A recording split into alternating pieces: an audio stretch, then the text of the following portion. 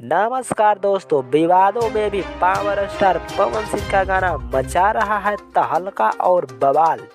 तो क्या है खबर, पूरी जानकारी बताएंगे। उससे पहले अगर आप चैनल पर नए हो तो चैनल को सब्सक्राइब जरूर करें।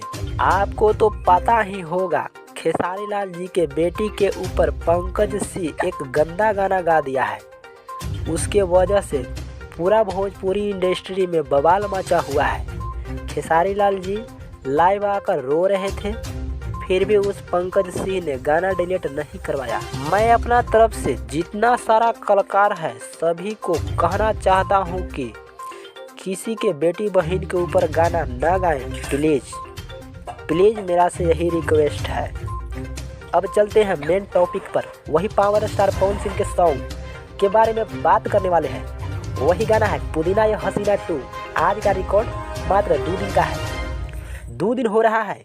व्यूज की बात किया जाए तो 13 मिलियन पार कर गया है और लाइक की बात करें तो 4,70,000 लाइक है। इस गाना ने इंडिया का पूरा विश्व में रिकॉर्ड तोड़ दिया है। 1 घंटा के अंदर ट्रेंडिंग लिस्ट में चल गया था इस गाना।